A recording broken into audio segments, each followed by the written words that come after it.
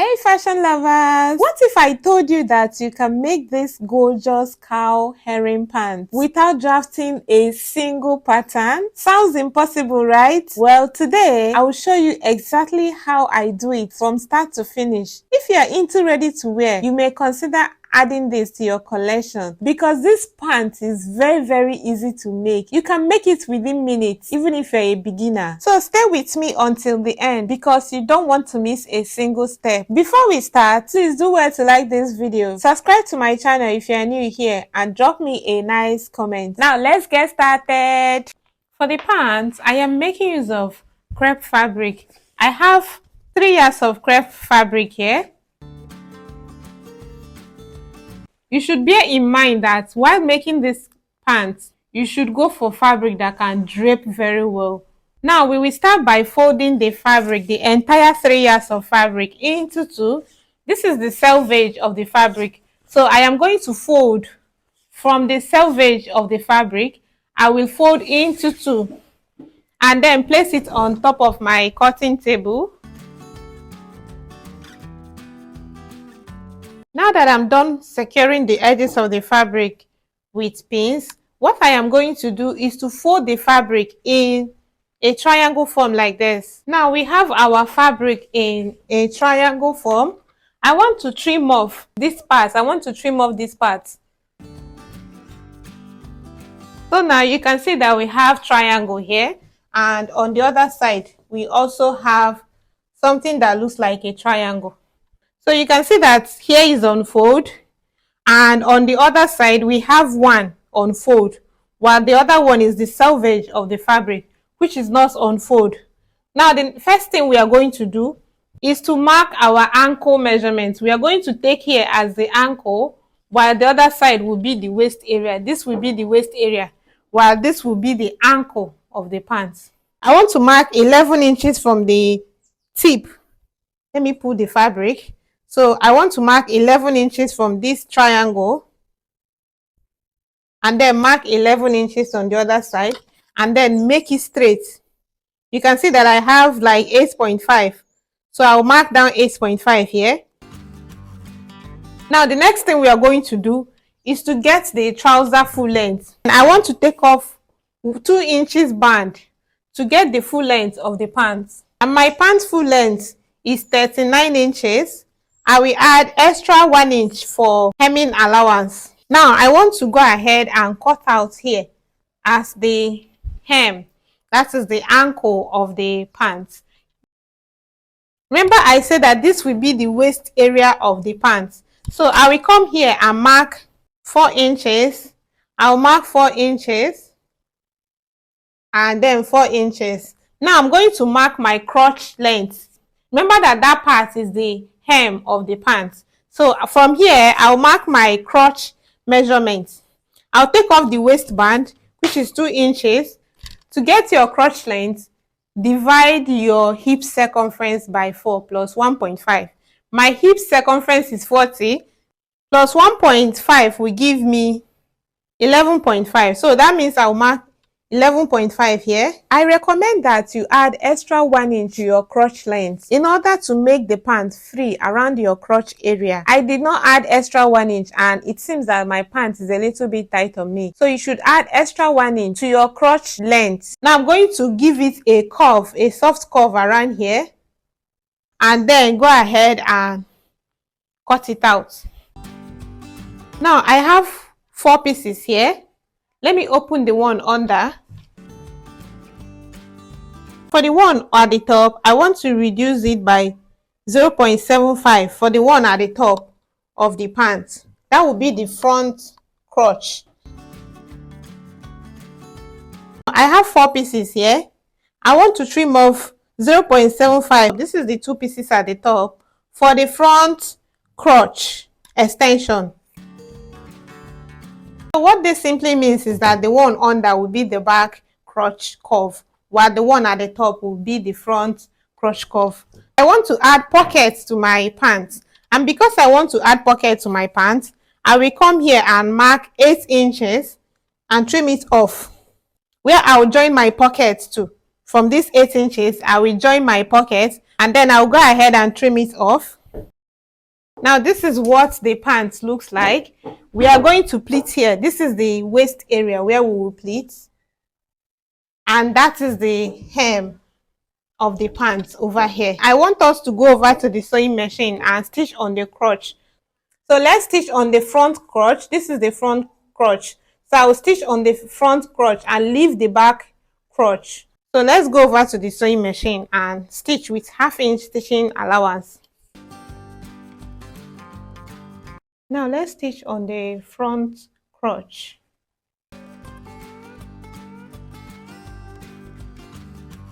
Now after stitching on the front crotch curve, this is what I have. And the back, I did not stitch on the back. So the next thing we want to do is to fix pockets. Remember I told us that there will be pockets by the side here. This is the side. So I want us to stitch pocket there. If you're not stitching pockets, you can just go ahead and close this part. I'll mark down 1 inch from the waist. Remember I told you that this will be the waist part. This is the waist part of the pants. So I want to mark 1 inch here and then stitch 1/2 inch to that 1 inch so that I can fix my pockets here. And I also want to cut out my pockets. I'll measure the space I have from that 1 inch. I have 7.5, so that means the size of my pocket will be 7.5 inches. So I want to give a curve to my pocket like this. After cutting the pocket, I want us to go over to the sewing machine and stitch the pockets to this part. This is the side. So let me pin the pocket to the side of the pants with the right sides facing each other.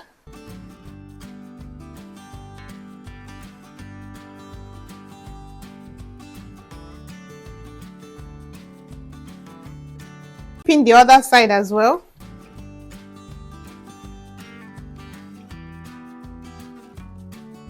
Now let's stitch on the pockets.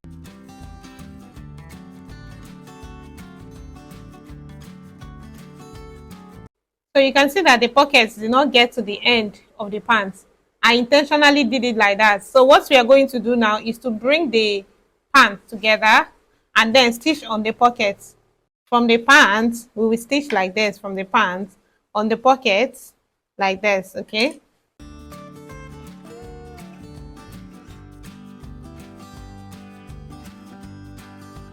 Now let's stitch on the other side. This is the first side. You can see that we now have pockets on our pants. So let me stitch the other pockets.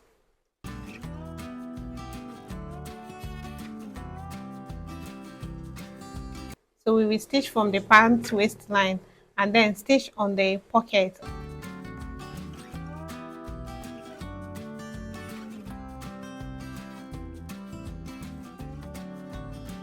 Now this is what the pants looks like after fixing the pockets. This is the crotch area, remember, and this is the hem of the pants. And this is the waist area of the pants, remember. So let me turn it to this side and then open the crotch. This is the front crotch. Let me open the back crotch like this. So this is the front crotch on this side and then the back crotch. Remember that we have not stitched on the back crotch. Let me mark down the 1/2 inch stitching allowance on the back crotch curve. Then I want us to pleat the waist area. This is the waist area of the pants. Remember, we have pockets on the two sides. This is the one side and this is the other side. So I want us to pleat the waist area. This is the waist area of the pants. This is the front crotch and the back crotch over here. Now I want us to mark down 3 inches from the side joining. This is the side joining where the pocket is. I want us to start marking 3 inches.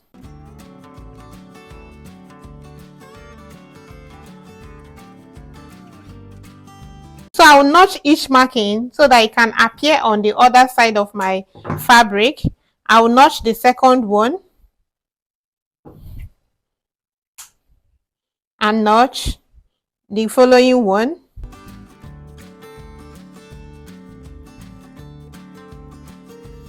Let's mark the back waistline. This is the back waistline. Remember, this is the back crotch here. So from the side joining, I will start marking the 3 inches.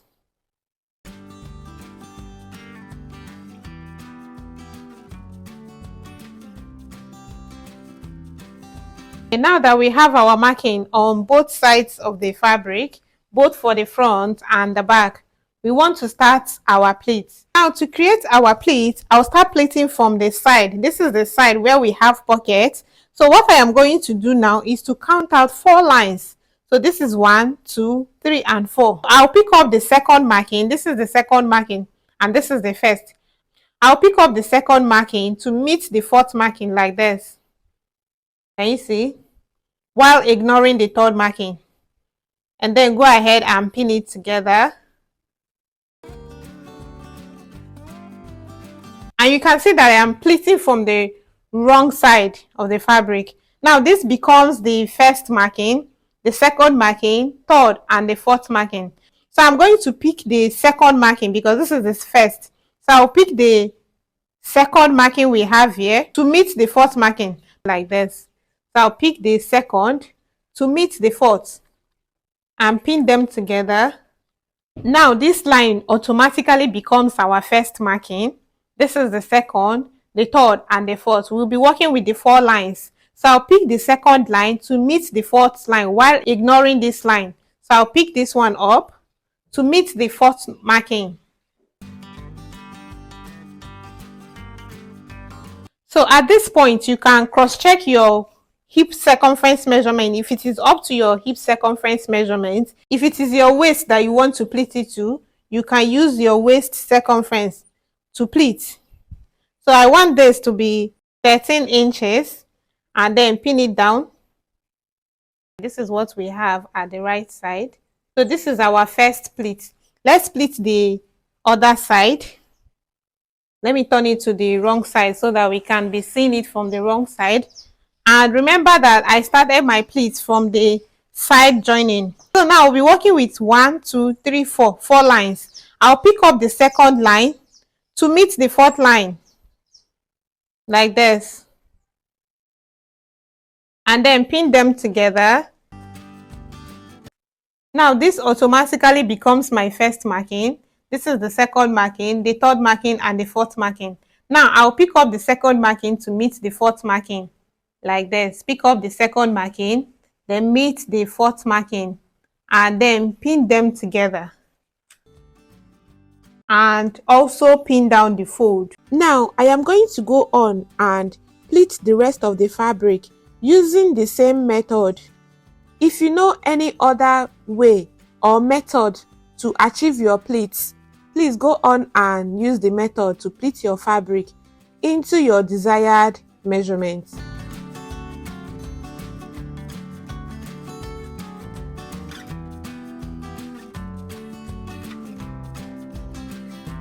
Now this is what we have. Let me open the back crotch curve. Remember that we have not stitched the back crotch curve. This is what we have. Let's go over to the sewing machine and stitch on the pleats to hold the pleats down.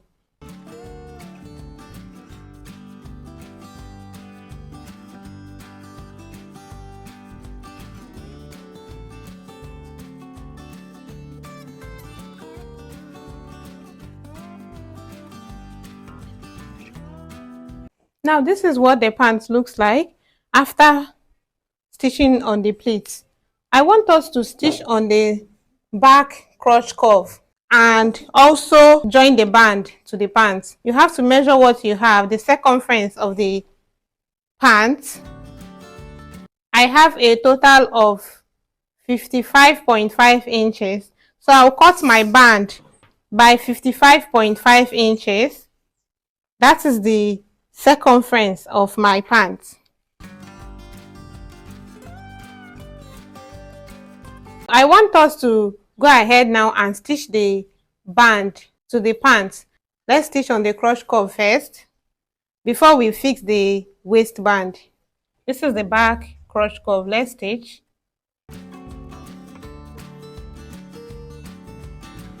And then let's fix the waistband to the pants.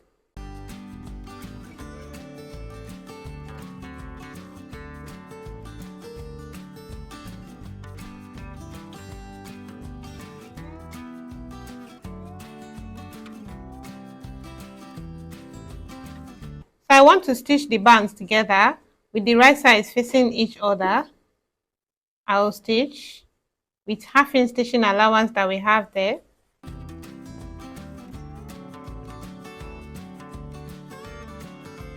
So after stitching, let's turn to the right side and see what it looks like.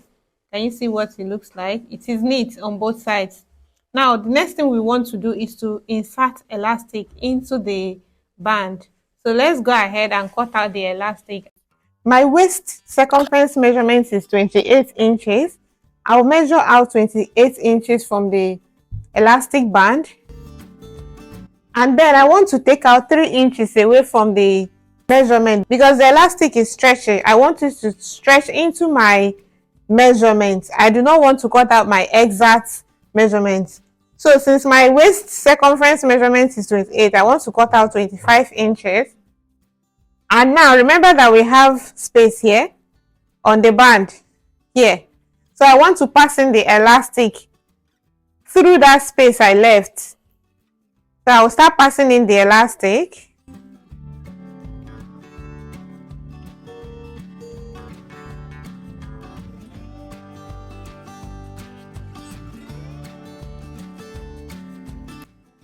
Now I want us to go over to the sewing machine and stitch the elastic together. And then stitch here.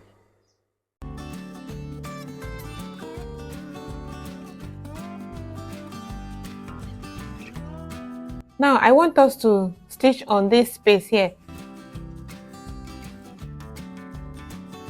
Now we go ahead and distribute the elastic inside the waistband.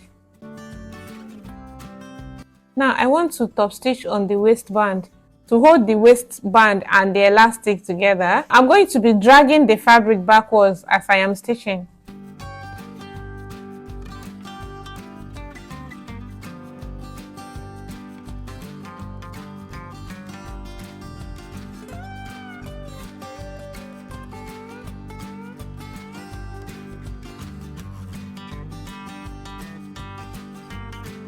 Now we go over to my weaving machine and serge the edges of this fabric to avoid fraying. Now after fixing the waistband, this is what I have.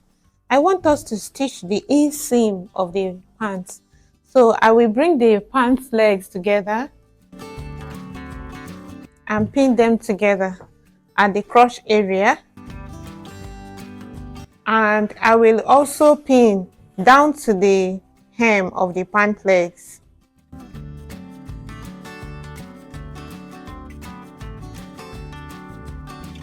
Now I want us to go over to the sewing machine and stitch on the inseam with half-inch stitching allowance, and we will also hem the pants.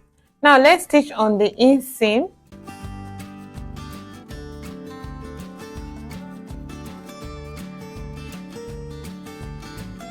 So let's go ahead and hem the pants.